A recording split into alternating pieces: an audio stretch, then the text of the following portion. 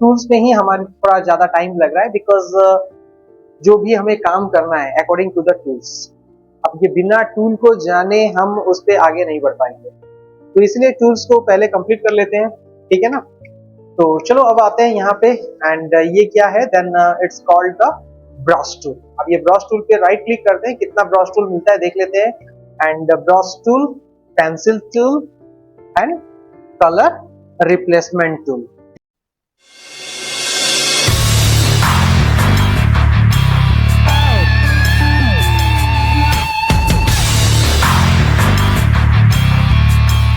ठीक है ना। अब उसका नाम जैसे है वो बेचारा उसी तरह से ही काम करेगा, ठीक है ना। तो पहले ब्रश टूल मतलब ब्रश है, अब उसमें इंक में डुबाना पड़ेगा, कलर में उसको इंजेक्ट करना पड़ेगा, फिर जब जो कलर उसमें फिल करेंगे तो ब्रश उसी कलर पे चलेगा, ठीक है ना। तो चलो अब ये ब्रश टूल का यूज करते हैं। तो ब्रश टूल का यूज कैसे करेंगे और कहाँ पे किया जाएगा। ब्रश टूल मतलब तो ब्रश है, मतलब कलर करना है, बट कलर किसे करना है, अब क्वेश्चन मार्क है कि कलर हमें किसे करना है। तो चलो पहले एक कंट्रोल एन ले लेते हैं, एंड कंट्रोल एन में हमारा न्यू टैब ओपन हो गया है, एंड जो भी विड्थ है हाइट है उसे सेम ही रखेंगे, बिकॉज हमें ये टूल्स का प्रैक्टिस करना है एंड टूल्स को लर्न करना है। अब चलो ओके कर लेते हैं। ओके करेंगे तो हमारा पेज आ गया। अब जब पेज आ गया तो अब ये ब्रश टूल को यूज करेंगे। चलो ब्रश टूल को यूज करते हैं।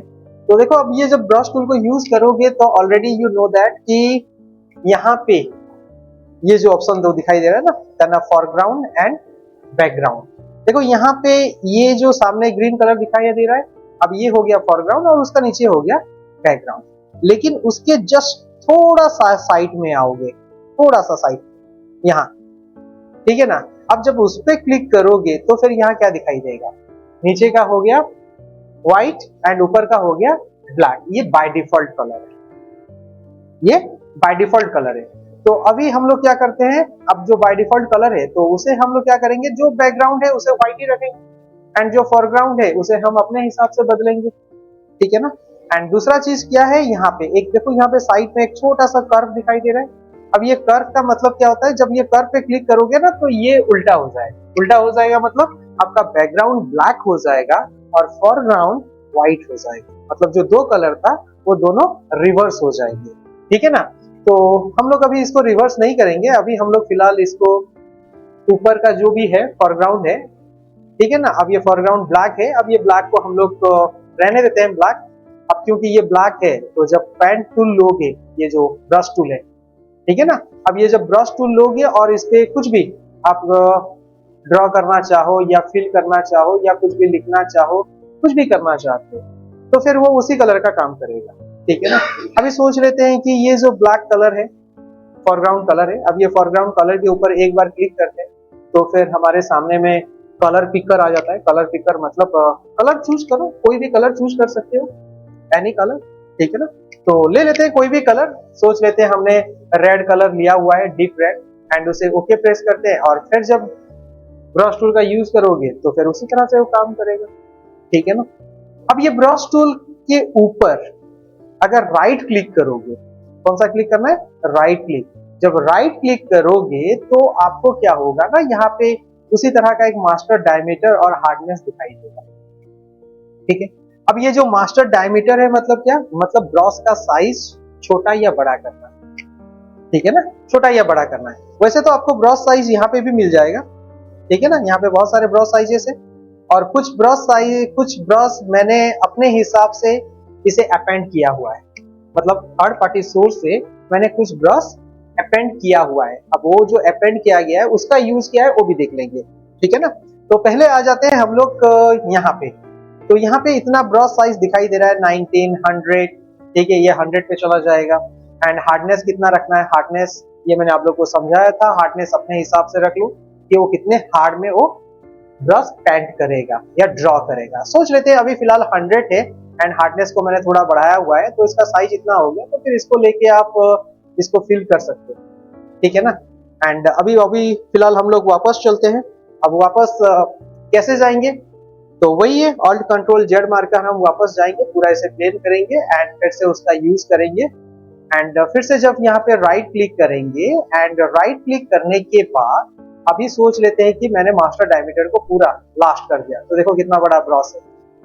अब इतना बड़ा ब्रश करोगे क्या? सोच लेते हैं कि इतना बड़ा ब्रश मुझे इसीलिए लेना है ताकि मैं चाहता हूँ कि जो कलर यहाँ पे है ना, तो मेरा बैकग्राउंड उस तरह का कलरफुल हो जाए। तो फिर मैं क्या करूंगा, एक ही बार ले लूंगा एंड एक ही बार में उसे क्लिक कर दूंगा पूरा फिल।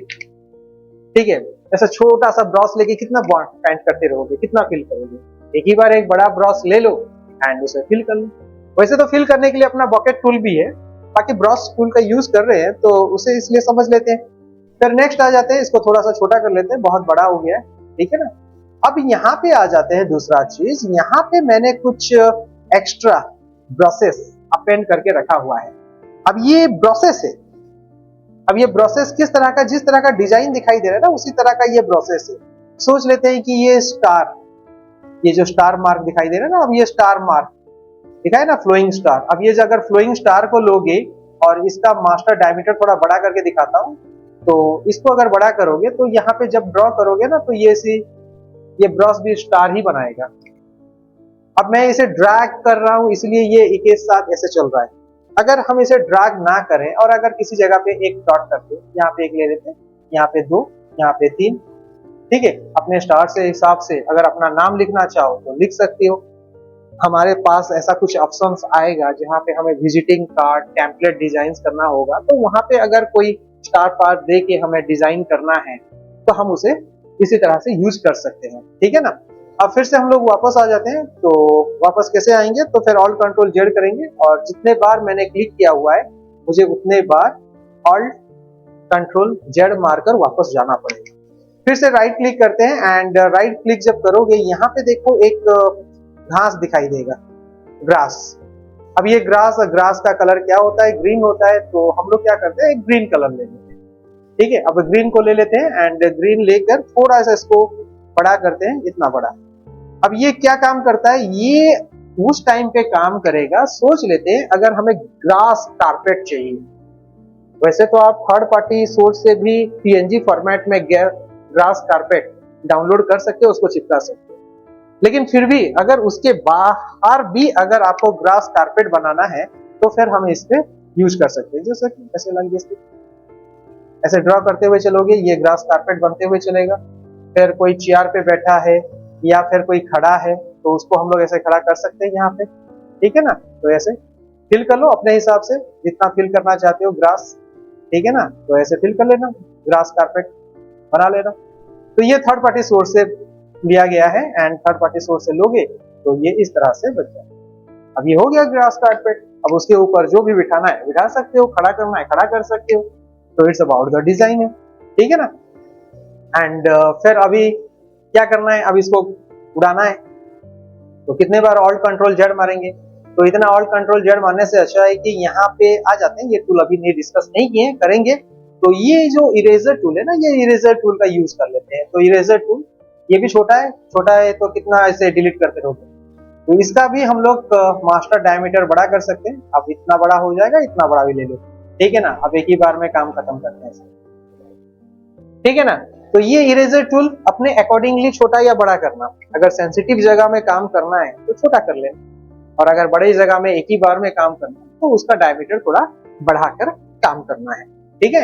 अभी तक इसका काम खत्म नहीं हुआ है, तो फिर से वापस आ जाते हैं ब्रश टूल एंड फिर से राइट क्लिक करो और अगर कुछ एक्स्ट्रा चाहिए तो यहाँ पे देख लेना जो भी है।